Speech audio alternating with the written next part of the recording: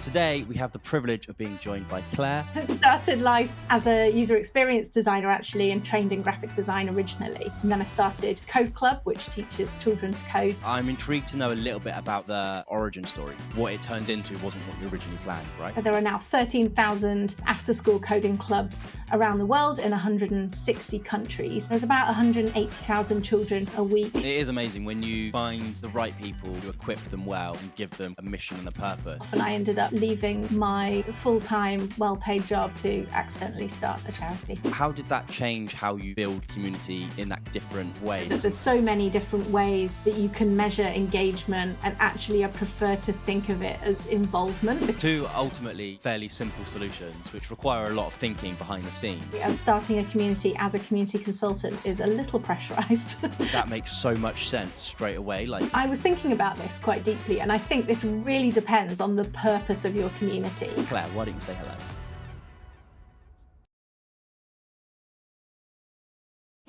Hello and welcome to the Digital Community Managers podcast, where we chat with community managers, champions and founders about their experience leading and supporting digital communities. My name's Pete Heslop and I lead the team at Steadfast Collective, and we exist to craft digital applications that bring people together. We created the Digital Community Podcast to be a bite-sized look into what it takes to start, grow and scale your digital community. And today we have the privilege of being joined by Clare, who is a community consultant and previously founded Code Club and led community at Raspberry Pi, Multiverse, and among other places. Clare, why don't you say hello? Hello, Pete. Great to meet you again. The first time we met, I think, was at a community event that you set up, right? So you're the sort of the king of community around here. Yes, so you're right. So I started life as a user experience designer actually, and trained in graphic design originally. Went into advertising, realized it wasn't for me, and then into user experience design. And then I started Code Club, which teaches children to code in after-school coding clubs.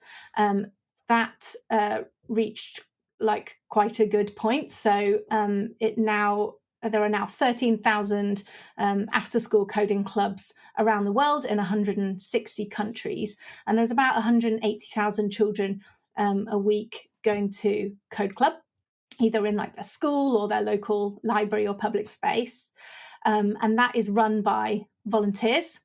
So maybe we can come on to how you build a community of that many volunteers later on. Then I merged Code Club with the Raspberry Pi Foundation, which has very similar aims and does different kind of digital making like programs and communities for different groups of people. So my role there was to bring digital making to different groups of people, and I did that various different ways, which I can also explain if you're interested.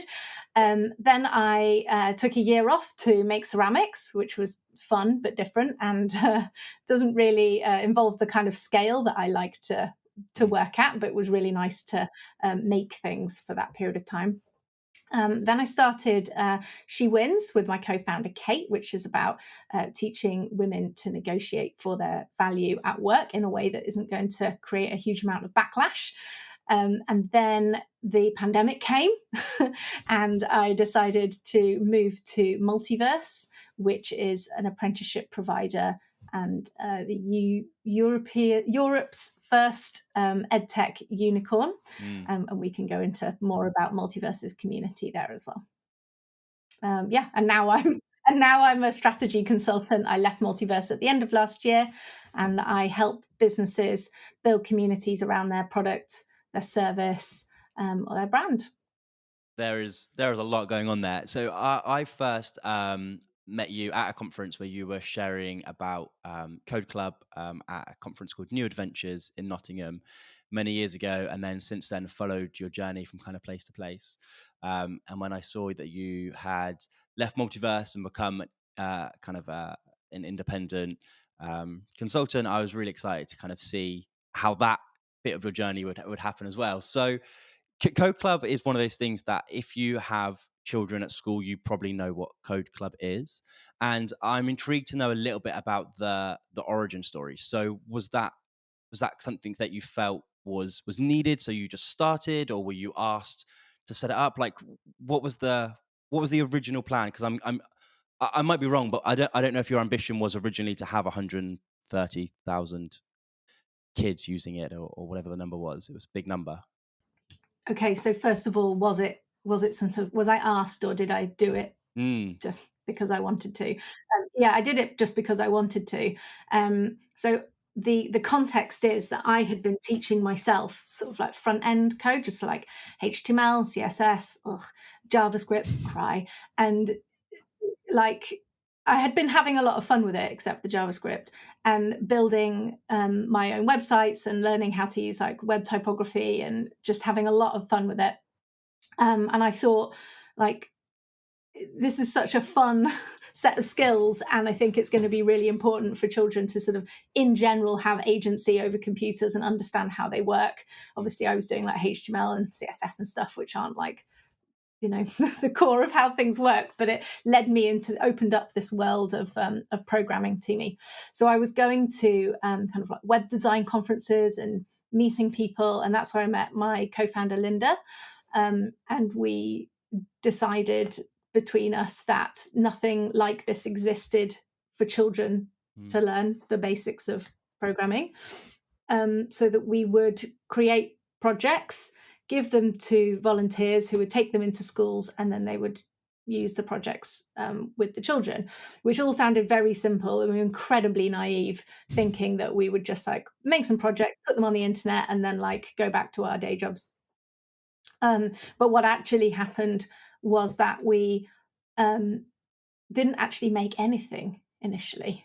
We just made a one-page website mm, that had two mailing lists on it. One that said like, sign up here if you want to start a code club, and one that said, sign up here if you want to help us write projects. And we just basically described what it was going to be, and it caught the imagination of enough people that it ended up on Wired and on the BBC on the day that it launched, which is kind of like a marketer's dream, to be honest. But I just thought, oh well, that was lucky, and eventually it all kind of kicked off, and I ended up leaving my full time, well paid job to accidentally start a charity, um, which turned out to work really well. that's amazing. And so that was your kind of first dip into the world of leading a community of that size and scale. It was almost not accidental. That would definitely be underselling it, but I'm guessing it was, what it turned into wasn't what you originally planned, right? Yes, absolutely. I would say accidental is a fair Okay. fair summary, actually. It was a happy accident though, because I learned so much from running Code Club, Yeah. just an incredible amount. So a very happy accident, and you know, I'm not sure that I would have done it if it weren't for the encouragement of a co-founder and the team around me as well. There was a whole community around Code Club that got me through what was quite a difficult period, Mm. really. Mm. And then, obviously, with the Raspberry Pi Foundation and kind of the other roles that you've wanted to have, ending with like Multiverse, they're fairly different. Like I imagine when you landed at Multiverse, they obviously already had a large HR department, a large onboarding process. Everything was a lot more formal and kind of set compared to kind of the startup scrappy ways of what you originally had. How did that how did that change how you build community in that kind of different way? Because I'm guessing it was a lot more red tape might be the wrong word, but a lot more kind of process and organization around like KPIs and that kind of stuff. I'm guessing anyway. Kind of. I guess the thing to note is that whilst Multiverse, as then it was White Hat, had been going for a good 3 years by then, they'd actually only just started their community about 6 months previously. Okay. So there was actually very little in place. And because previously I started at Multiverse in June 2020, which is like, you know, we're in pandemic land at that point.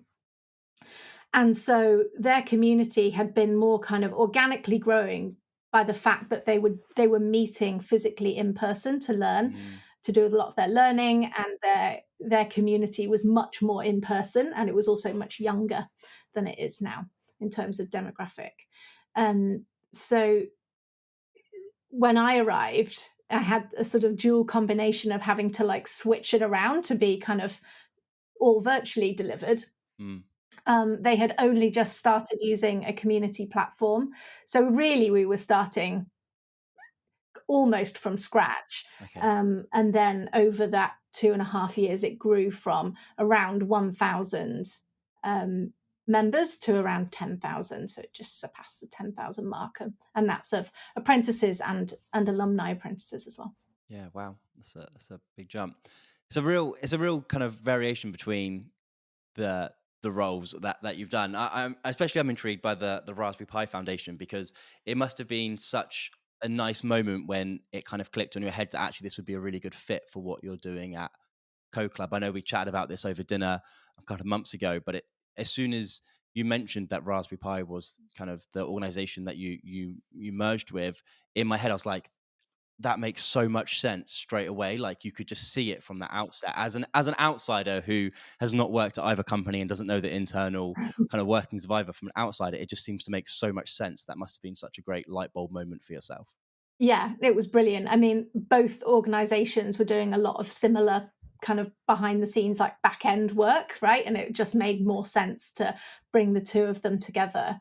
Mm. And then, with Raspberry Pi Foundations kind of like pulling power on fundraising, honestly, Mhm. that was extremely helpful. And we were able to share so much of what we learned across all the different projects at the foundation and start many new ones as well. So my role there was about bringing digital making to new groups of people, and I used various different methods to do that. And I think one of the interesting ways of doing it was to build a volunteer translation community. Mm. So we had all our projects were originally written in English, and so we gathered our community of people who can translate. And actually, initially, we use AI for a kind of first pass translation effort, and then we use human effort to check that translation and manually change it. And it now means that I think there are over 400 volunteer translators, and those projects are in 38 different languages, Yeah. which are available for free online. So that was a success, I think. It is amazing when you find the right people, you equip them well, and give them kind of a mission and a purpose. There, it's amazing what people can, especially like I quite often find like small groups of people are even more passionate about delivering a thing than maybe like a large sea of people, because they just love seeing that, and they're always really behind it. And quite often the niche of the product, or the niche of the idea, the better. So this is obviously translation for that kind of software, that that they're doing for Co Club and all of that kind of stuff. So yeah, it is amazing when you watch people take an idea and really run with it. Yeah, I think a good example of that is the Oak Academy, which started right at the beginning of the pandemic. That was a really good example of a small group of people working with urgency to create a way that children could learn from Okay. home, without schools having to spend huge amounts of money on software to help them do that. So what was that? Was that a bunch of resources, or was it equipment? What was that? It was software that they built to allow children to access resources Okay. to learn. Wow. Yeah. Yeah, nice, fantastic. So we've got a list of questions that I think you'll be fantastic at giving us some insights on. So we'll jump straight in.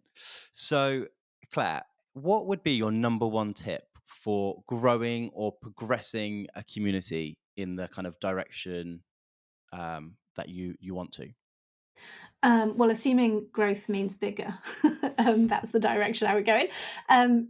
So I was thinking about this quite deeply, and I think this really depends, which is a very annoying answer, but it really depends on the purpose of your community Hmm. and the stage it's at. So, um, So if it's already a very large community and you want to grow it even bigger, that I'm going to recommend different things to if it's Mm. very small and right at the beginning, that kind of thing. So I can give you a kind of a most recent example, Right. which I've just personally been through. Which is Community Pros of London, which I've set up with the wonderful Madeline Milne and Laura Roth, who I think might also be appearing on your podcast at some point.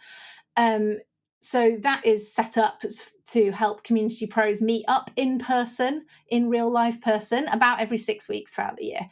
And so we had to sort of practice what we preach here, right? It's like, oh, we're starting a community for community people. We should really make sure this works and gets off to a good start. So I can describe the process that we went through there. Right. So first you need people that you already know are going to join in and pledge their support. Mm. So that's like your first wave of outreach, I think. And they're to people that are already like in your network. Ideally, that's going to be through conversations, and even better if they are actually in person. I think you just get so much more enthusiasm and support for your idea if you can have conversations in person. Mm. But online is a second best as well. So the second wave is a kind of personal outreach to people who are in your network. So for us, that was posting on our personal LinkedIn and telling people that we created this thing and this is how they could get involved. And then the third wave, which is probably the one that's going to get you the most growth, was personal outreach to people we didn't know. Mm. And we did that through LinkedIn messaging and emails, where we would personalize the messages. So say there's a community manager for a specific organization, I would go and look at that company and see what they're doing and say, oh, this sounds really interesting. Obviously it's a genuine message, right? I am Mhm. genuinely interested in meeting that person and I would love for them to come and join our events and to join our community. And that worked, I think, quite well. So over 4 weeks, we've had 80 people join the group. And I think we're expecting about 20 to 25 people on Wednesday. So I'm looking forward to meeting them all. So I guess personalizing as much as possible your invitation would probably be a tip. Yeah, that's fantastic. And I really liked that initial gather the people which you know are going to be like your biggest cheerleaders first, because they're the ones that are almost going to be the ones going out telling other people. That kind of first wave is really important of when you're trying to build momentum, especially. And it also sounded like when you planned this, there was a plan rather than just let's just shout about it and then go quiet for a while and do nothing. I'm guessing you've already got an event coming up like straight away, that you're trying to build momentum rather than just kind of a huge fanfare and then going quiet for 6 months. Yeah, totally. So we made sure that we had our website built, that our first event was booked and planned, so that when we were telling people about it, there was some immediate way for them to get involved. Mm. So there are two ways: either you can sign up on the website for the I'll start that again. So there are two ways to get involved. Either you can sign up on the website, which is communityprosoflondon.com, and that will add you to the group and you will hear more about future events as and when they are posted, and then you can sign up to the first event as well. Nice. It's really exciting. It must have been a little bit scary, like starting something from scratch, like from raw scratch with kind of nothing there. It must be a bit different. Yeah, I mean, in a way it is, but actually I feel like I've got a bit of a habit of starting things from scratch, and so it didn't make it any less nerve-wracking, especially as starting a community as a community consultant is a little pressurized. um, but working with Madeline and Laura, Yeah, you're building a thing for your peers where these people almost know how to run community. It's definitely a different yeah, they know experience. exactly what you're doing. Yeah, for sure. Yeah, totally. They know exactly what you're doing. But Madeline and Laura, both brilliant, Yeah. community pros themselves. In fact, we met at your event, and I had been planning to do something like this. Madeline and Laura said, "Oh, we're going to start in-person events," and I was like, "Brilliant!" And they invited me to join them, and now we're doing it as a three. That's so good. So good. Okay, and then moving on to the next question. Do you have any kind of strategies for increasing engagement that you could share? Yeah, sure. So I think again, this is a slightly annoying answer that starts with "it depends" on like the format of your community, its subject matter, its size, like the purpose of it. What are you Mm, trying to achieve with it? Um, and also,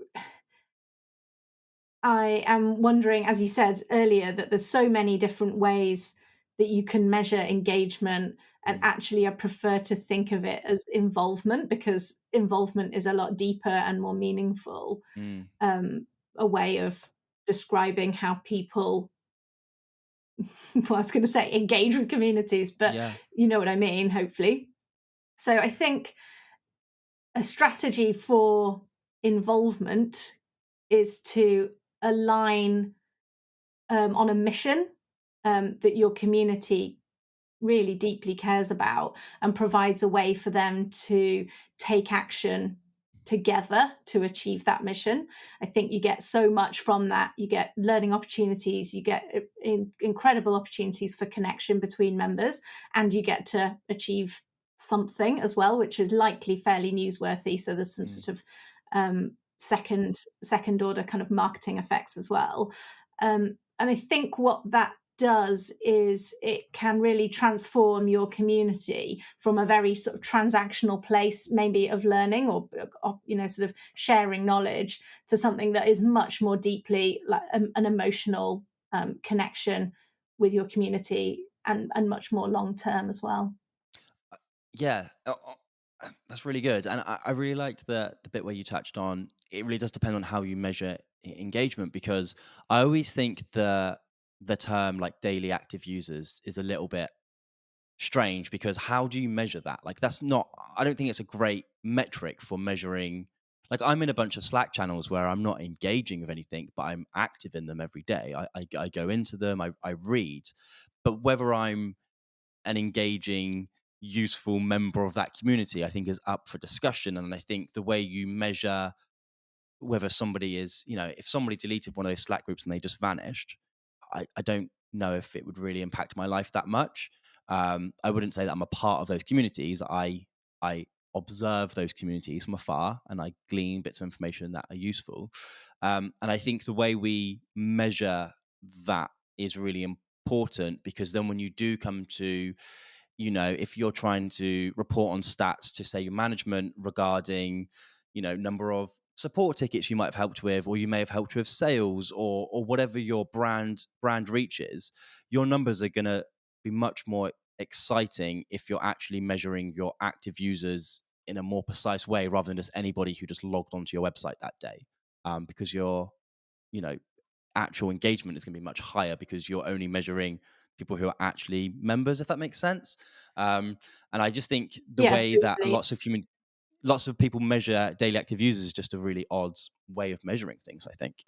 Yeah, it's kind of like is maybe an indication that I don't know that you're like your website's broken or something if your daily active users have like gone off completely off the boil. But apart from that, I'm not sure how useful it is on its own. I Yeah, think if you can see that your daily active users is high, but the number of people contributing to your community is low, then yeah, what that tells you is you're not providing enough opportunities for contribution that are exciting enough to get people to like write something or whatever it is, however it is that you want them to contribute. Um, so on its own, it's not an interesting figure, but if you combine it with other data, then it can be. yeah. So at Co Club, were you measuring membership size in terms of number of students and number of volunteers? Were they kind of your two big metrics that you were kind of measuring? Yes. So um, the two metrics that were most important to us actually was the number of clubs and the number of volunteers, Okay. because most co-clubs were oversubscribed anyway. Getting Mm. children to go to co-club was not a problem. They're always oversubscribed, if anything. Wraparound care Because is, yeah. yeah, well, yeah, probably.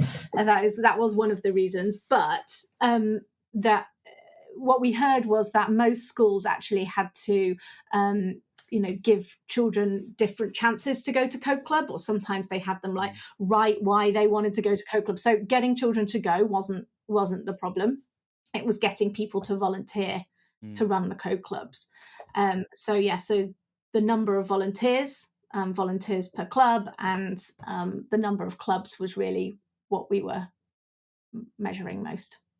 What I'm guessing getting schools subscribed to the idea of running a code club was fairly simple. Was the idea of getting new volunteers difficult? Like, how does that outreach? How do you even start that kind of outreach program to try and find new volunteers? So initially, when Code Club first started, our focus was on people who worked in the tech industry who already had Mm, a kind of confidence using technology. And I'm not just talking about like can turn on a computer, but we were looking for people who understood computer science and were programming day to day. That comes with all the issues you can expect. So because the because programming land is generally male dominated, although it is changing a little bit now, most of our volunteers were male. mhm, Um, because at that point in time, which was 2012, uh, most people were working in offices, and most of those tech offices are in cities. mm, That meant that schools in rural settings were underserved. mm, So over time, we realized that we needed to open up our volunteering opportunities, not just to people who already were using technology and programming as part of their day to day jobs, but to people who wanted to learn. And mm, instead of setting people up as being experts, but saying, I'm here as an encouraging role, mm, to take an encouragement role and to facilitate the club happening. And if a child says, how do you do this? The volunteer was to say, I don't know, but let's find out together. mm.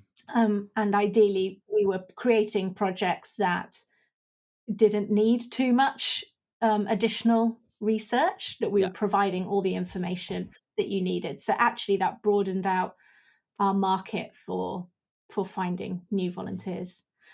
Initially, we used our personal networks. Excuse me. Initially, we used our personal networks to encourage people to volunteer for mm, Code Club, and we tried to make it as easy as possible. So every barrier that we heard of, we would try and remove that to make it as easy as possible to start and run a Code Club and to continue running one as well. And then, as I say, we broadened it out to anyone really. And now I think well over 60% of Code Clubs, I think it is, are run by teachers nice. themselves.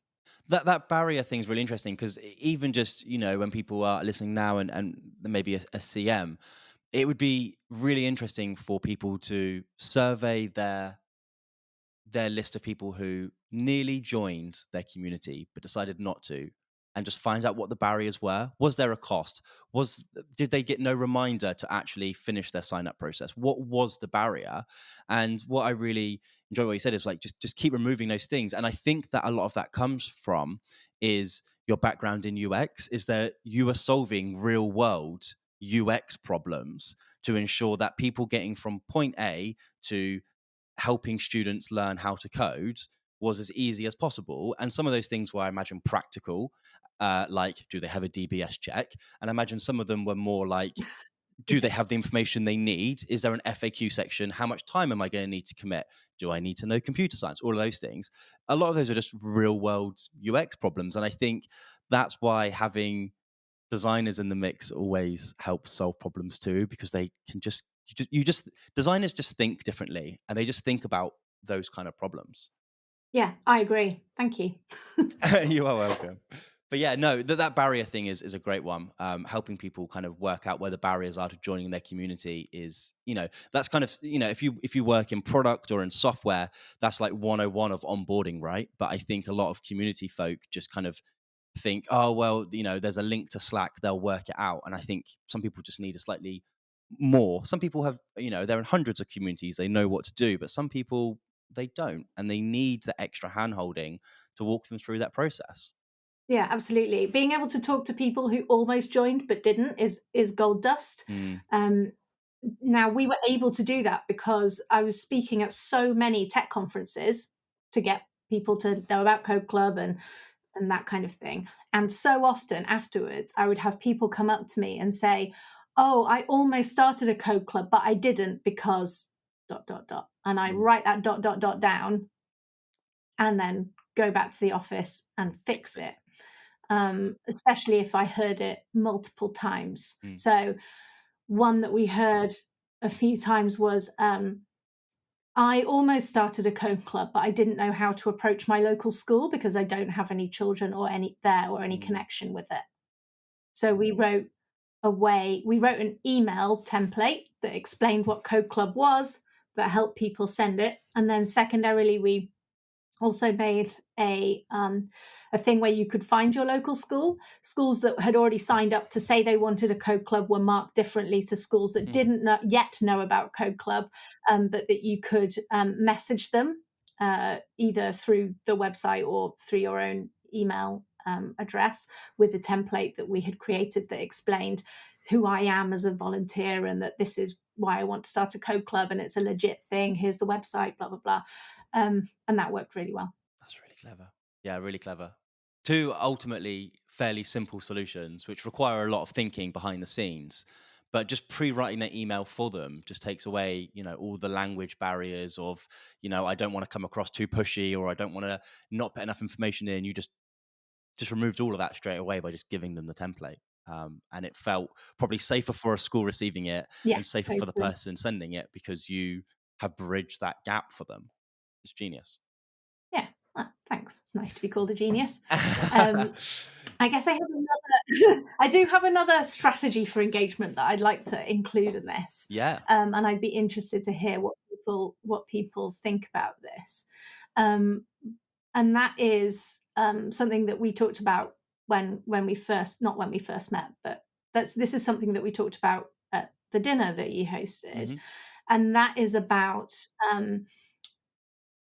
it's more of a strategy for brand or commercial communities, which is about rewarding your community for the contribution they make towards the commercial success Yeah. of your business. And one way to do that is through course and like full transparency. They're a client of mine, but I think what they do is awesome. Mm. So their software allows businesses to give kind of equity-like stakes in their business to community members, but without messing up the cap table, filling it up with like lots of people that have a small number of shares. And then the company can set a trigger event, and that might be like a revenue threshold, acquisition, IPO. And at that point, community members can receive like a cash amount, like paid straight into their bank account. That's just, I mean, I think that's a genius way of building community advocacy Yeah. because the community's success is the business's success and vice versa. I think it's a very fair way of rewarding people who do a huge amount of work to help your business succeed. I mean, I saw some stat on LinkedIn the other day about how 67% of people will trust an online forum, an online community over an advert that they see from the same company. I It's mean, wild. how are you repaying how are you repaying your community if you're not giving them a share of the pie? That's really good. We should do a Q&A session just on that because I think I've got lots of questions and I think lots of people would be interested in that kind of new model of how to do that. Yes. That'd be really good. Yeah, I think there's a whole really interesting area around rewarding and incentivizing community members. So yeah, that would be an Nice. interesting discussion. Nice. There's so much good stuff here. Okay, Claire, before we start to wrap things up, I'm going to ask you about your next 12 months. So, for the next 12 months, Mhm. what does that look like? What are you most excited about? And yeah. Ooh, okay. So the next 12 months is going to be delivering lots of exciting community strategy projects that I've started in the last month or so. I have taken on an advisory role at Unibees, which uses AI to connect businesses looking for emerging talent with people who want to build career equity and Mm. land amazing jobs. I'm very excited about that. I am joining Zinc BC as a fellow to help with their next mission on financial resilience. For people born in the 70s and 80s, which is a very cool one. Most normally focus on young people. I am getting into angel investing, so Nice. particularly community driven companies in the kind of like green energy or education or employment spaces. They're like my favorites. That's really exciting. And obviously, you've got your Community Pros of London, which people can find online or on your LinkedIn. Absolutely, yeah. I didn't Nice. want to keep plugging that one, but No, yes, you are. Community Pros of London, please join us Yeah, anywhere that you live. And if you happen to be in London when we are having an event, then you are very welcome. And I can't wait to meet nice. you. Thank you so much for joining me today. The best place to find you online, LinkedIn. Yeah, spend probably too much time on LinkedIn. So I'm Clare Sutcliffe, MBE on LinkedIn, or my website, which is a bit more static, but is claresutcliffe.com. Fantastic. Thank you so much for joining me today, Claire. I really do appreciate your time. Thanks a lot, Pete. See you No worries. soon. And we'll be back next time. Cheers.